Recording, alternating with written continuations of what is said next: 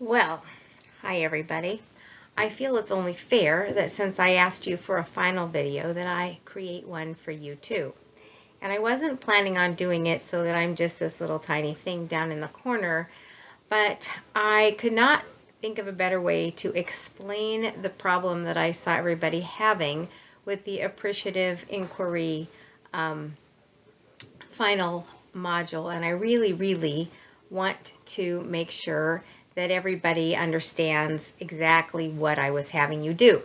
It became really clear to me as I saw how the exercise played out that there was something wrong with my instructions. And I did inquire with a couple of you who actually did it really well if you had tripped over the instructions anywhere. And I think that what I learned from the conversations with those who followed the directions like really closely and went back and reread the directions and did every step very attentively to the directions was that those were the people who did it really well, but they did it really well not because necessarily they understood where I was, what I was trying to create, what the infrastructure was for the project, but more just because they followed the directions really well. And I realized that perhaps had I shared with you a little more clearly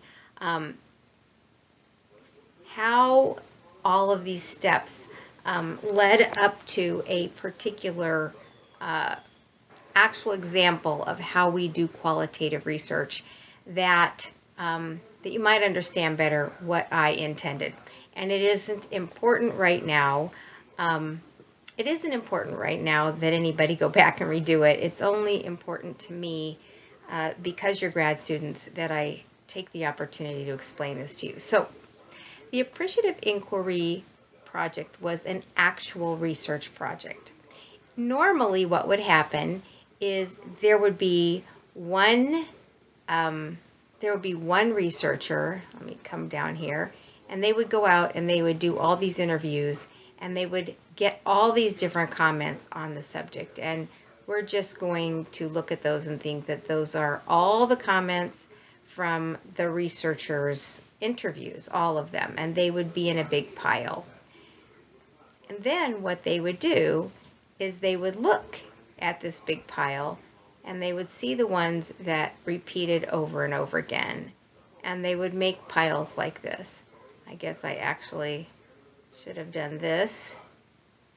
I made a little pile of this. I don't know why it's hiding over there. Okay, it's hiding over there. We'll just work this out a different way. There we go. All right. Fine. Okay, so what you see here is these are the themes. Why are these the themes? Because these are the statements that people made that were similar. They either used the same language or they were getting at the same ideas, all right? And what we see here when we do this is that there are a couple of ideas that came up a couple of times, and there were a few ideas like this idea, and this black idea over here that actually only came up once. So we discard the ones that come up once. They're not themes, they're not recurring.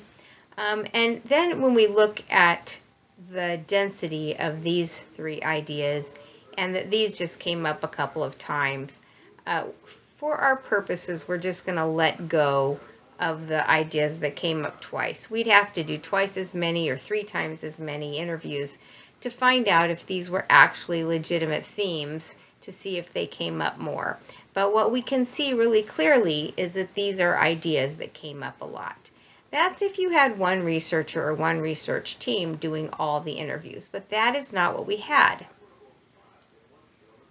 Instead, we had a bunch of you doing your own interviews. So let's assume that each cluster is one of your interviews.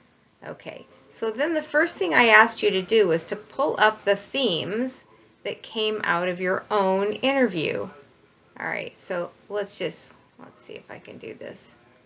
Let's take this thing right here and let's go down. Oh, look at that.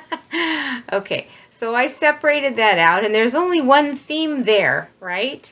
Okay, Now, if I keep separating all of these out, I'm going to see that they don't all have all the same themes.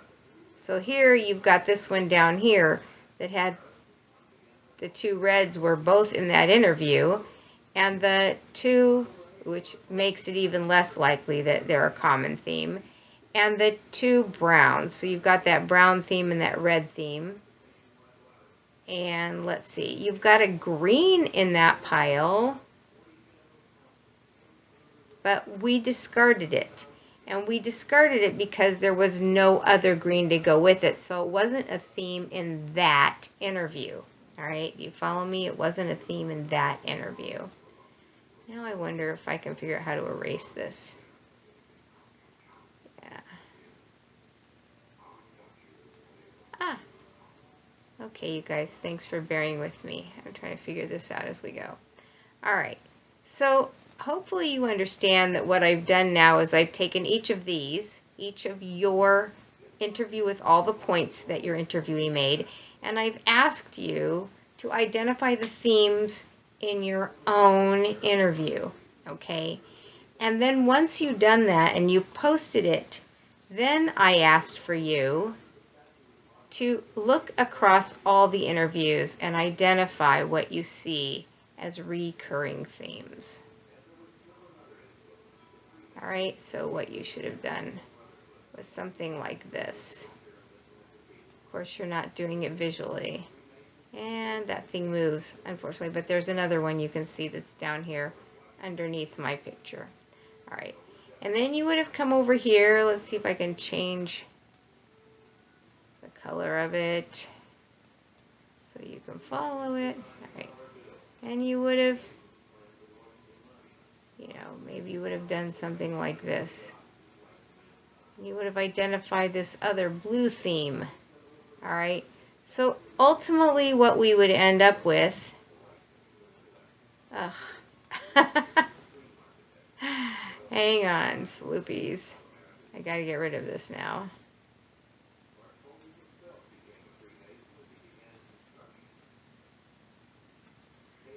Okay.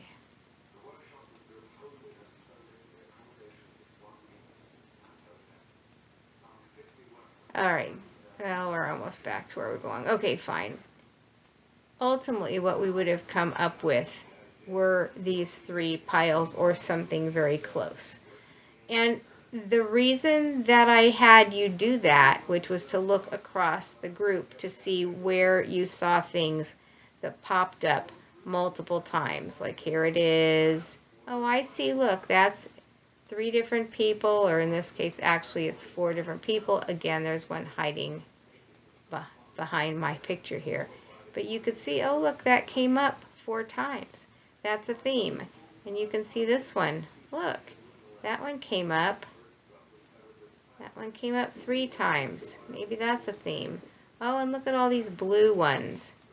Those blue ones have come up a bunch. All right. So the reason that we did this is because of something that we call rigor in qualitative studies. When we get a lot of ideas or concepts or, you know, conversation, what we need to do is we need to look across all the conversation for commonalities. And when we find those commonalities, the things that pop out over and over and over again in a situation, then we know that those things probably reflect on this kind of situation. Where you see that you have some outliers, like a yellow dot or a blue dot or a pink dot, where you see you have some ideas that are different, those are probably just specific to that given situation. But when you see the stuff that you see over and over again, you know that those are the ideas that can be generalized. So if you each were to go out and interview another agency head or organizational head, you could expect, you could hypothesize that you would see some of these ideas that you've seen over and over again. If you were to go out if everybody was to go out and interview somebody else, now that we see the ones that show up over and over again, the ideas that show up over and over again, we could expect in our future interviews to see these things over and over again. And we would know that the blue, the yellow, the purple, the pink, the black, that those, the reds, I don't know where they went, but they would all be outliers, right? And they would be, it's not they wouldn't be important in a given situation, but they wouldn't be what we would learn we could almost always expect in these situations. So this is how research is done. For example, my own dissertation, I spent a week in 4 different companies looking at their sustainability activities and talking to people and reviewing their documents and watching their meetings and taking notes and writing down what I thought. And what I was looking for is, what are they doing that's helping them succeed in terms of their sustainability. These were companies that were self-identified as actually successful, which not very many are. What I was looking for were commonalities across these different organizations. So first, I looked inside the organization to see what ideas came up over and over again. A blue idea, and another blue idea, and another blue idea, and another blue idea inside this organization. And of course, it's not really blue. It's that they were talking about, different people talking about similar things over and over again.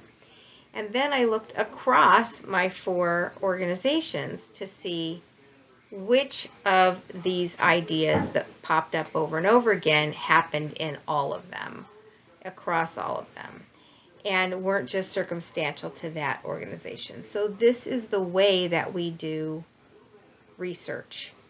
Qualitative research. We get all these facts together. They're just data points. They're sentences people said, ideas people threw out, experiences they shared, and now we're going to look at them and just look for the patterns. What keeps popping up? What do people keep saying over and over again? So normally, again, as I said, you have one researcher who does all of the questions, and then from there they start sorting them themselves. But in our case, instead of having one researcher, I had each of you do one interview, but then we pulled all and pull out any themes in your interview. But then we pulled all of your interviews together and looked at them across these interviews to see, what do we see over and over again across all these interviews. I hope that makes sense. I just spent 13 minutes trying to explain it to you, so I really hope it makes sense. Okay, if not, feel free to send me any questions. All right, so the second thing I wanted to comment is just on something that came out of the Paulo Freire, which everybody had trouble pronouncing, and that is that governments are all different.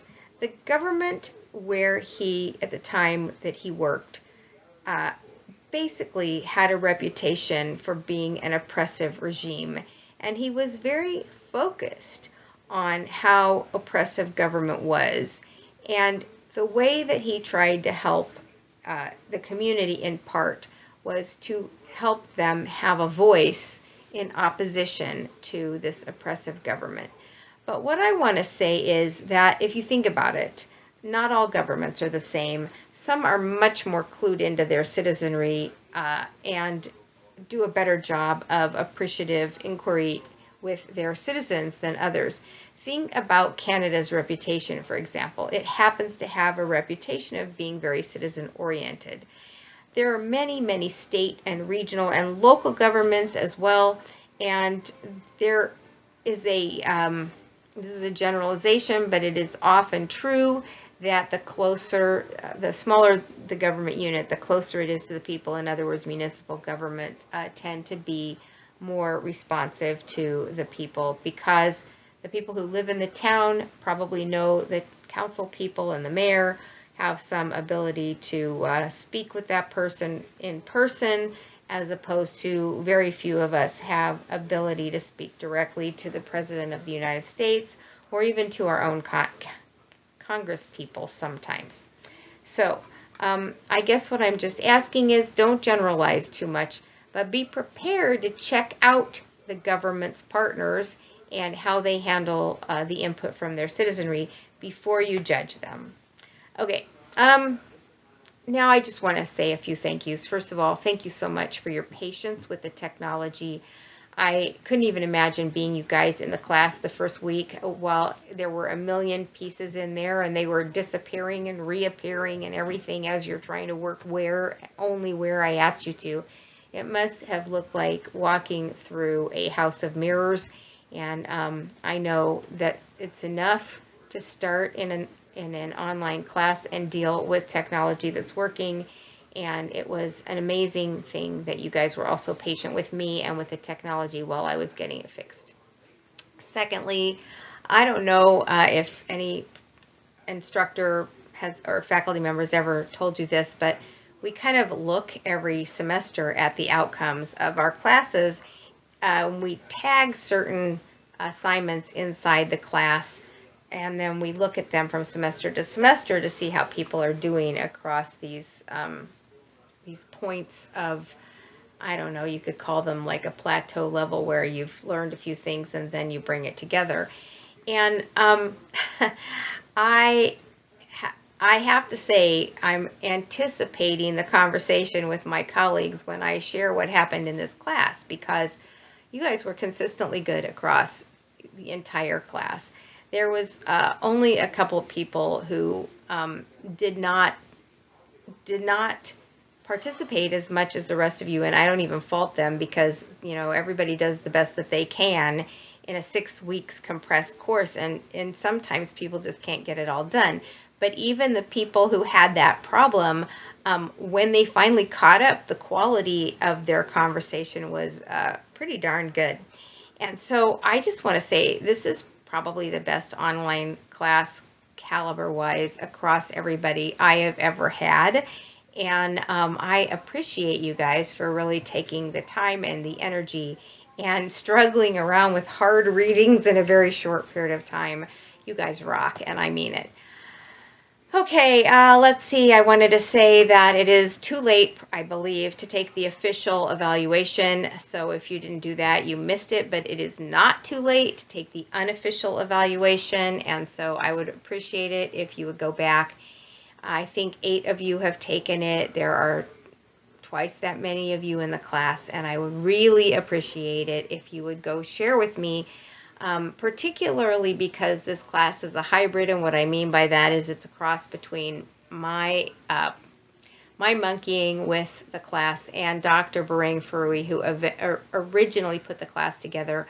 I have changed out a few readings. I have revised some of the assignments, and I've actually changed out a couple of the assignments, and I'm just trying to gauge what is working really well, what isn't working really well, and how I can continue to improve the class. So, and lastly, please feel free to stay in touch. You guys are all amazing. You're all doing amazing things. I love to hear what my students are doing and follow them. You inspire me as much as some of you said the material inspired you. You actually personally inspire me. So let's see. If you need reference letters, or you want to talk about next steps in terms of your career or your education, I want you to know my door is always open. And let's see if I can, I don't know if I'm going to be allowed to. Yep. See that? That is my Facebook page.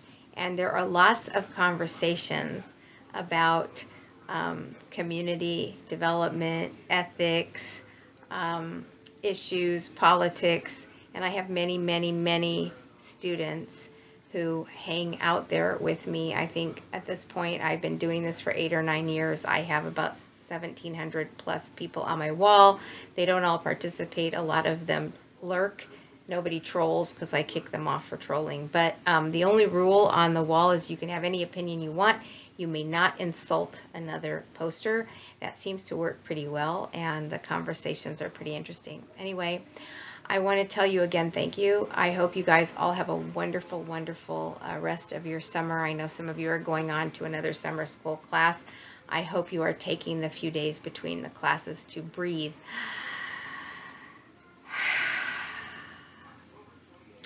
See you around.